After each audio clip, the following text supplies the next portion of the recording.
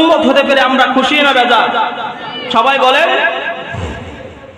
দুনিয়ার জমিনে যখন আসলেন, আসার পর ছোট্ট অবস্থায় যখন চলাফেরা করে আস্তে আস্তে বাবাকেও হারাইলেন, মাকেও হারাইলেন। এতিম অবস্থায় লালন পালন হতে থাকে।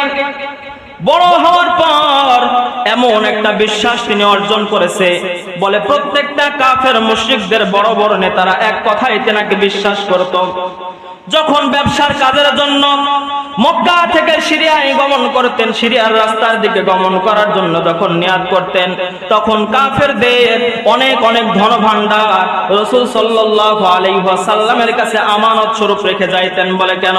বলে দুনিয়ার জমিনে প্রত্যেকটা মানুষ যদি আমানতের খেয়ানত করে, কিন্তু আব্দুল্লাহর ছেলে মুহাম্মদের কাছে যদি আমরা ধন সম্পদ রেখে যাই, তাহলে কখনো ওই আমানতের খেয়ানত হবে না। বলুন সুবহানাল্লাহ। শৈশবকাল চলে গেলেন, যখন বিবাহিত জীবনের মধ্যে পা দিলেন, যখন প্রাপ্ত বয়স্ক হয়েছেন, তখন তিনাকে হযরতে খাদিজা রাদিয়াল্লাহু তাআলা আনহা ব্যবসার জন্য সিলেক্ট করলেন, ম্যানেজার হিসাবে সিলেক্ট করলেন। এই দেশ থেকে ওই দেশ, বিভিন্ন দেশের মধ্যে যখন মালামাল দিয়ে তিনাকে ব্যবসার কাজের মধ্যে পাঠাইতেন, ব্যবসা করে সুন্দরভাবে বিশ্বাসের সাথে যখন তিনার মালামাল সংরক্ষিত করে নিয়ে আসতেন, এক পর্যায়ে তিনার বিশ্বস্ততা দেখে, তিনার আমানতদারি দেখে হযরতে খাদিজা রাদিয়াল্লাহু তাআলা আনহা আমার আপনার নবী রাসূল সাল্লাল্লাহু আলাইহি ওয়াসাল্লামকে বিবাহ বন্ধনের জন্য প্রস্তাব দিলেন। প্রস্তাব দেওয়ার পর রাসূল সাল্লাল্লাহু আলাইহি ওয়াসাল্লাম তিনার মন মানসিকতা দেখে যখন বিবাহ বন্ধনে আবদ্ধ হয়ে গেলেন, মুসলমান ইমানদার আল্লাহর গোলাম যখন জীবন যাপন করতে থাকে, একদিন চকির উপরে বিভিন্ন ভাবে বসে তিনাকে প্রশ্ন করতেছেন, খাদিজা, তোমার তো ধন সম্পদের কোনো অভাব ছিল না, তুমি 40 মণ স্বর্ণের অধিকারী ছিলা, তুমি 40 মণ স্বর্ণের মালিক ছিলা, তারপরেও আমার মতো গরিব ছেলেকে কেন বিয়ে করবে? সুবহানাল্লাহ বলবেন না? আমার মতো গরিব যুবককে কেন বিয়ে করলাম?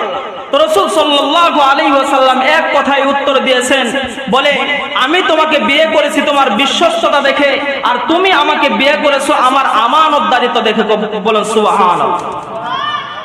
এইভাবে যখন চলতে থাকে, একদিন যখন বয়ানের মাঝখানে হযরতে খাদিজা রাদিয়াল্লাহু তাআলা আনহাকে প্রশ্ন করতেছেন, খাদিজা, তুমি ইসলাম গ্রহণের পর আমার কাছে বিবাহ বন্ধনের পর তেমন কিছু শাড়ি পয়সা, টাকা পয়সা, ধন সম্পদ কিছুই চাও নাই, তাহলে দুনিয়ার জমিনে আমার সাথে জীবন যাপন করতেছো, কি চাও?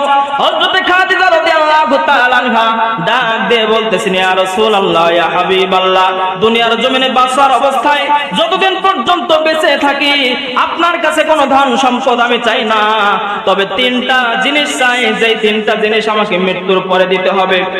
মায়ার নবী ডাক দিয়ে বলতেছেন, খাদিজা, দুনিয়ার জমিনে বেঁচে থাকা অবস্থায় তুমি কিছুই চাইলা না, কিন্তু মৃত্যুর পর তুমি আমার কাছে 3টা জিনিস আবদার করলা।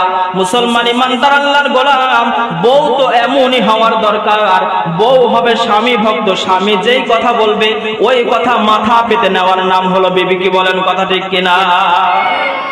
কিন্তু আমার আপনার মা বোন বউয়ের দিকে লক্ষ্য করেন, স্বামী যদি বলে নামাজ পড়ো, তাহলে বিবি এক কথায় উত্তর দেয়, তুমি কি এমন ফসিমুলবি আমার জানা আছে? কি বলেন কথা ঠিক কিনা?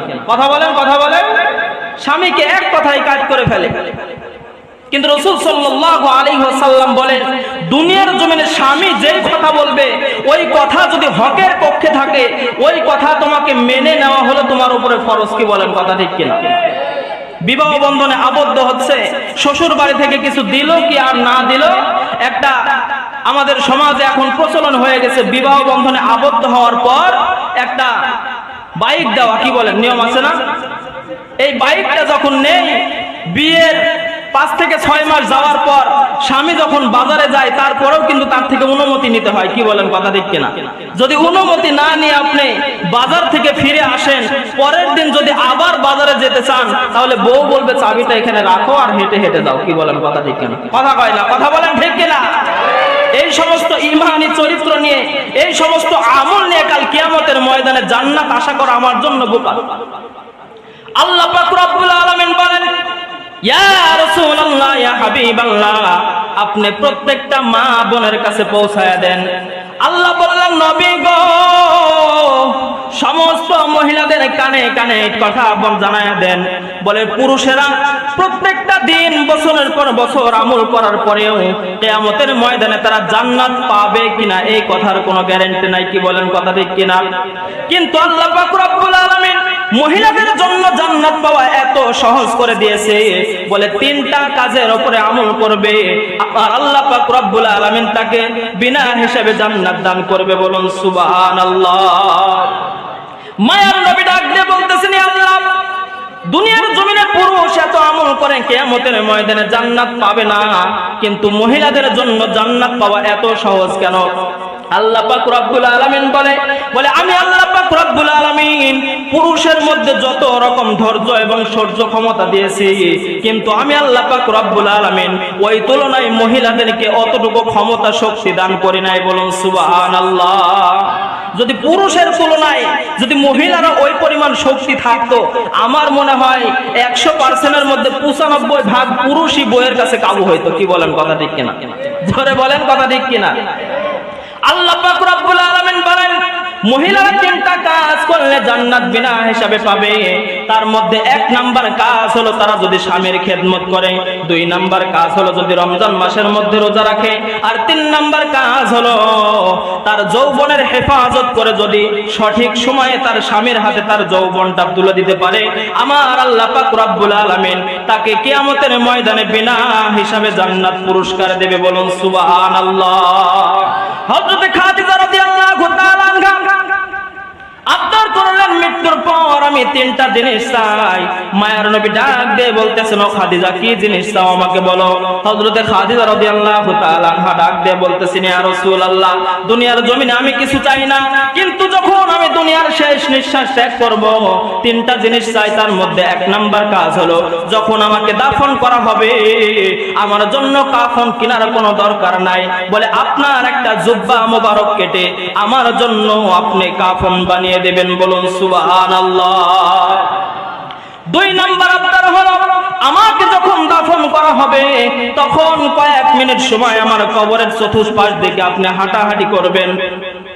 মায়ের নবী ডাক দিয়ে বলতেছেন, ও খাদিজা, 1 নাম্বার কাজ বললাম আমার জুব্বা দিয়ে তোমার কাফন বানাইতে হবে। 2 নাম্বার আবদার হইল তোমাকে যখন দাফন করা শেষ হবে তখন তোমার কবরের আযাব কবরের চতুর্পাশ দিয়ে ঘোরাঘুরি করতে হবে। 3 নাম্বার আবদার হলো আমাকে যখন দাফন করা শেষ হয়ে যাবে সমস্ত মানুষ যখন চলে আসবে তখনই তো আমার কবরের আযাব শুরু হয়ে যাবে। মুসলমান ইমানদার আল্লাহর গোলাম, দুনিয়ার একটু ক্ষমতা পেয়ে চেয়ারের লোভ পেয়ে আপনি ইসলামকে ভুলে যাইতেছেন, কবরের আযাবকে ভুলে যাইতেছেন। একবার আমি আপনার চিন্তা করছি না, মৃত্যুবরণ করার পর আমার এই টাকা পয়সা কোনো কিছুই কাজে আসবে না, কোনো শক্তিই কাজে আসবে না। আজরাইলের আযাব যখন শুরু হয়ে যাবে, যখন কবরের ময়দানে ফেরেশতাদের আযাব যখন শুরু হয়ে যাবে তখন এই দুনিয়ার কোনো শক্তি, টাকা পয়সার অহংকার কিছুই থাকবে না। কথা বলেন ঠিক কিনা? মায়ার নবী ডাক দিয়ে বলতেছেন, খাদিজা, 3টা জিনিস চাইলা, কেন চাইলা এই কথা তো তুমি বললা না।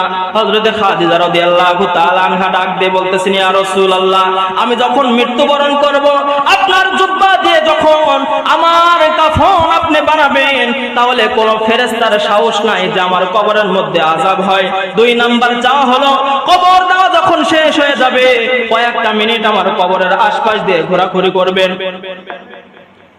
কবরের ময়দানে যখন আশপাশ দিয়ে চতুর্দিক দিয়ে যখন ঘোরাফেরা করবেন তখন কোন ফেরেশতার সাহস নাই যে আমার কবরের ময়দানে আযাবের ব্যবস্থা করে।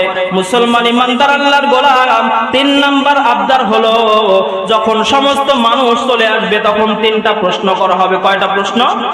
সবাই বলেন, কবরের ময়দানে কয়টা প্রশ্ন করা হবে? মার রব্বুকা ওয়া মান দীনুকা ওয়া মান নাবিয়ুকা। এই 3টা প্রশ্নের জবাব যদি কোনো বান্দা দিতে পারে আল্লাহ পাক রব্বুল আলামিন তার জান্নাতে যাওয়া সহজ করে দেবে। বলো সুবহানাল্লাহ। আফসোস, মুসলমান জান্নাত পাওয়ার জন্য যতটা প্রশ্ন দরকার ছিল, যতটা উত্তর দিয়েছিল, আল্লাহ পাক রব্বুল আলামিন কিন্তু ওই 1400 বছর আগে এই প্রশ্নের উত্তর ফাঁস করে দিয়েছে। কি বলেন, কথা ঠিক কিনা?